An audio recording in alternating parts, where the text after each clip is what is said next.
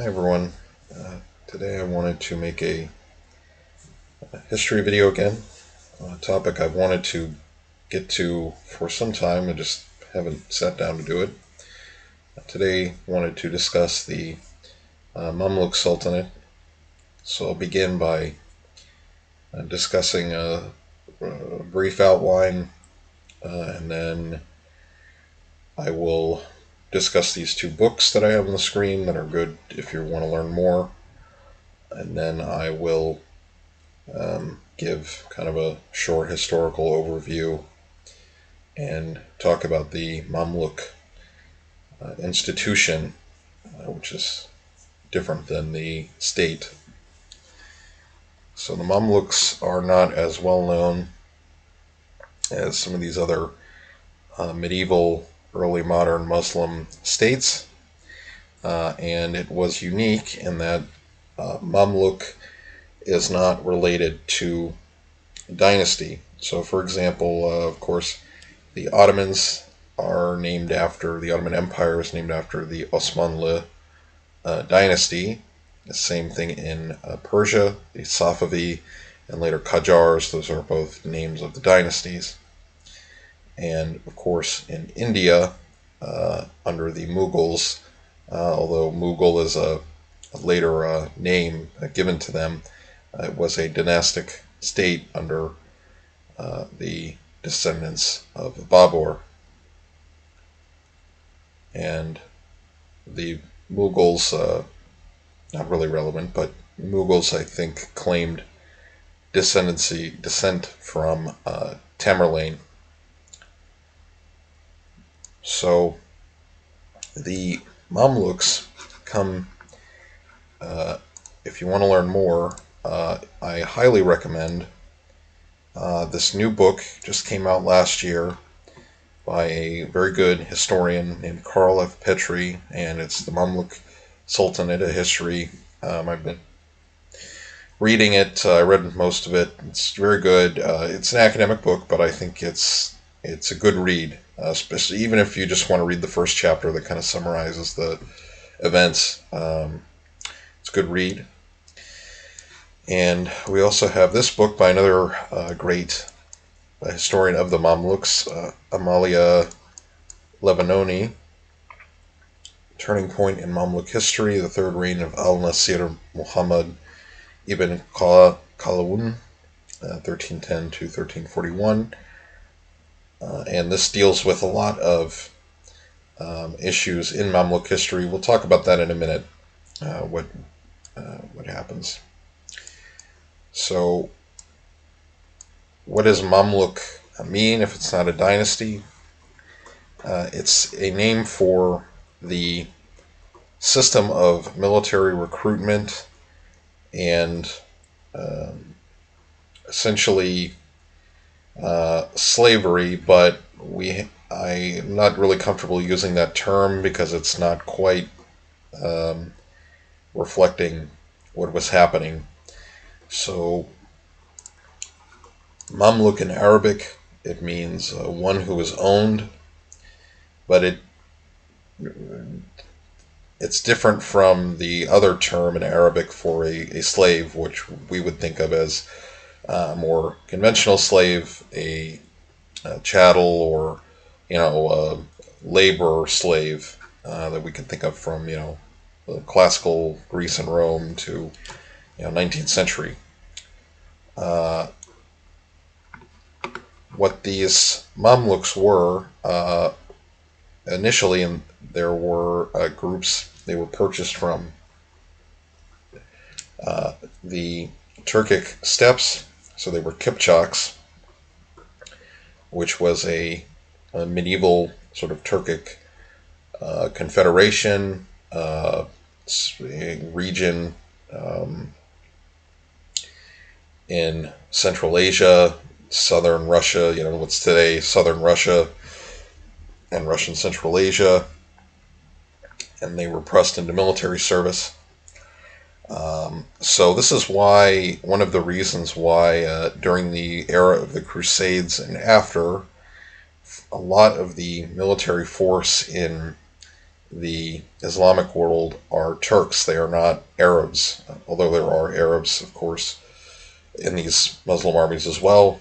The main fighting force is Turks, and for the Mamluks, a lot of them are slaves bought from the Kipchak Confederation or Kipchak lands, and they are trained, and then they are eventually manumitted after their period of training is over, and they are but they're still in the service of their master's household as a retainer and as a soldier. Why did they do this? We think that would be kind of strange, especially when we think about medieval Europe. Most knights are not foreigners. They are part. Generally speaking, they're part of the local culture, or something like that. The idea in this is that you don't want people that could, if you're a notable, let's say, in the Islamic world at this time, you don't want someone in your family necessarily to be your military retainer, because they could usurp you. So what you want is to have a body of men around you that are only loyal to you and are dependent on you, basically. Now, the system doesn't always work. It's going to backfire, of course, periodically. And a similar system exists later on in the Ottoman Empire with the Janissary Corps. Probably the more notable example of this kind of system. But the Mamluks are more interesting and possibly more unique because the government and state was really built on this. So there was not a consistent dynasty in the Mamluk Sultanate. There were different kind of families that would take power, and they would be the Sultan, and later the Sultan would be overthrown. So it was quite a contentious political system, but for some time it was quite effective. The Mamluks are the ones that really push the Crusaders out of the Middle East permanently. They also fight the Mongol incursions into the Middle East quite effectively. And that is during the sort of the first era of Mamluk history, which is the Turkic period. And then round about the 14th century, the Mamluks start to come from Circassia, which is today part of Russia. It's in the North Caucasus, so that region that's between the Black Sea and Caspian Sea. And the Circassian ethnic group was forcibly expelled by the Russian Empire in the early 19th century, if I'm remembering the date correctly. But those were the people that were later became the main source of military slaves, and they were the ones that eventually came to rule the Sultanate until it was conquered and incorporated by the Ottomans in 1517. Now that doesn't mean the Mamluks all disappeared. In fact, they stayed in largely in local power. They The Ottomans didn't really displace them as much. They had been running kind of Egypt, so why not keep them in charge, basically. There were some problems, of course, at first, but the Mamluks more or less still maintain their power, of course, under Ottoman dominion until until much later, 19th century, when Egypt changes. But that's not it's not relevant to our discussion here.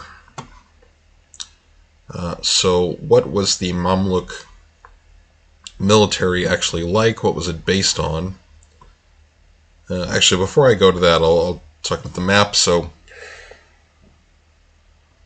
based on this map, as you can see, the Mamluk Sultanate controlled Egypt, most of the Nile, sort of a Nile basin, part of North Africa, and also in terms of in the very important for the Muslim world.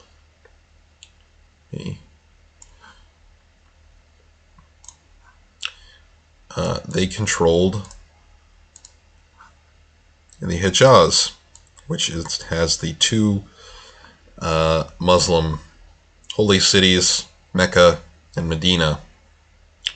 So not only does that did that give them a lot of legitimacy in the Muslim world, that also gave them a lot of revenue, because you have pilgrims coming all the time from all over the Muslim world to go on the pilgrimage on the Hajj, and so that was very important. And also, Cairo had been a center of Islamic learning for many centuries, and that continued under the Mamluk Sultanate. They produced a lot of Islamic theology, especially historical writing. It was quite booming under the Mamluks. So that's why all kinds of chronicles and different historical kind of writings. Very important if you're interested in that sort of thing. Development of history writing in the Islamic world. And they also controlled Syria, and Damascus had also been a very old, very consistent center of Islamic education, and very important city. It had been the capital during the early caliphates, during the Umayyad Caliphate. So that was very important that they controlled these two cities. Now, what's sort of interesting about the Mamluks is they did not really have, after a certain point, they did not really have much of a expansionist impulse. So with Baibars, after he expels basically the last of the Crusaders, they don't really want to expand into Europe. They're not really interested in that sort of thing. It's not on this map, but the other thing that they do, which I think was quite shrewd for a while, especially when the Ottomans start to gain power in the 14th and 15th centuries, is they're pretty comfortable at having these Turkic emirates be buffer states. So, and that was kind of a main impulse of their foreign policy for a while. So they're not quite interested in expansion. Another issue is they didn't really develop a navy. So not really interested in sea power. They had fleets when it was necessary to transit troops. But other than that, not really interested in fighting on the sea. Could be because they didn't, a lot of these soldiers at first were Kipchaks, which is, from Central Asia. There's not really a seafaring tradition there. And certainly in Circassia, not quite so much of a sea-based culture. And they were also, the Mamluks were also trading partners with Venice and the other Italian city-states. So it was a mutually beneficial relationship. The Venetians could buy the spices that came from the Red Sea, which the Mamluks controlled, and overland. And from there, the Venetians and the other Italian city-states would transit them to Europe for sale. So they also had the spice trade under control. That was quite lucrative for the Mamluks. And since this is a war game channel, and the Mamluks were a military state in some sense, I'll show some of the warriors, what they kind of looked like. So I did my best to find manuscript illustrations. So here, the Mamluks were a horse, cavalry-based kind of military, and so they wrote some, a lot of manuals on horsemanship and things like that. So here you can see two Mamluks. Maybe they're training, I'm not quite sure, but you can see they've got kind of a Turco-Mongol kind of garb, fighting with lances on horseback. And there. I also have this image of a Mamluk, and same kind of idea. He has that kind of Turkish outfit. He's carrying a lance, and he's mounted on horseback. This manuscript is nice because the artist kind of included this more elaborate clothes and barding. If I knew Arabic, I could probably read this to figure out what was going on, but I don't really know. My Arabic is not very good, so but that you can see. I tried to find any manuscript images on the internet of them wearing some kind of armor or mail, and I couldn't quite find it, but this is generally kind of what they looked like, and they probably did wear armor into battle.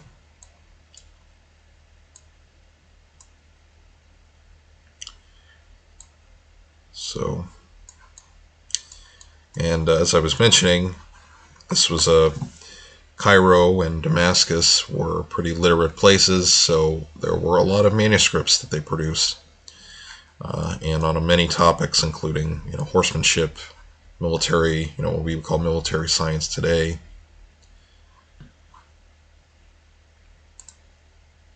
Let's go back to the map. So what happened to the Mamluks? Why didn't they stick around as long as some of the other Ottoman, some of the other Islamic dynasties? Well, there was the Black Death in the 14th century, and that really caused a lot of problems in Europe, as a lot of us know. It also caused problems in the Mamluk Sultanate, because to import Mamluks it requires sea trade. When population is dying, and there's less sort of access, less travel, you don't want to be importing fresh slaves just for them to die off. And also the Black Death really affected the Egyptian economy, because a lot of craftsmen and workers also died. So there was kind of a crash in the Mamluk economy that was fairly stark, and they never had difficulty recovering from it. Militarily, the other problem that they had was, especially by the time the Ottomans come onto the scene, the Mamluk warriors had not really done much in a very long time. So, like I said, the state wasn't really concerned with conquest. They They weren't, pushing into Anatolia. They weren't pushing even into the further east, into Iraq or Persia. So the Mamluk military just didn't really get that much experience, especially by the late 15th century. Some scholars in the past had said that it was partially because the Mamluks didn't adopt firearms and artillery in significant numbers, or that they were skeptical of them because they were mostly Turkish horse, cavalry fighters. The things I read to prepare for this and for my own research said that they did buy firearms, and they did try to procure artillery. The problem, it was just there was not enough impetus to train and use it effectively. So, not so much this conservatism in, the sense of, we don't want to use guns at all. It was mainly an issue of we don't have the capacity or the interest to train. I mean, they knew about firearms. They knew firearms could be really effective. It just was not implemented successfully. And that's what happens when the Ottomans, under Selim the Grim, invade in 1517.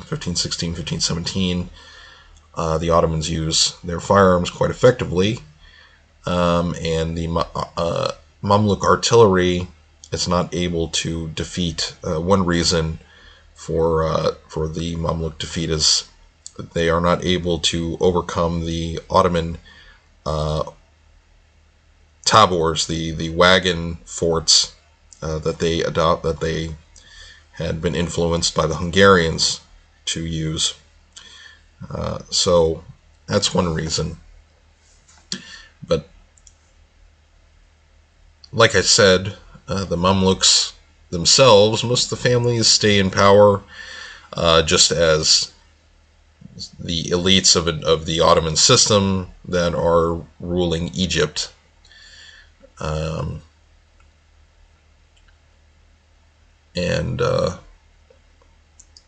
That's my overview of the Mamluk Sultanate.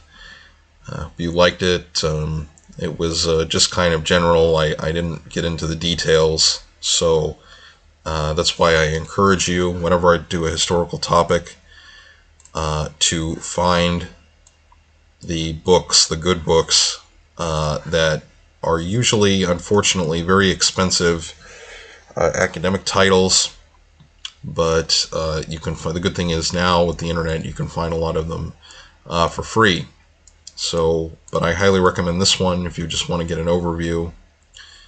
And this other scholar, Amalia Levanoni, she's written several books and articles, and her work is quite interesting as well. And the author of this book, Carl F. Petrie, he's written a few others. And I also encourage you to look at the Cambridge History of Egypt, Volume 1, Islamic Egypt, that covers from the Muslim conquest of Egypt in the 7th century to the end of the Mamluk Sultanate in 1517. So thank you guys for watching.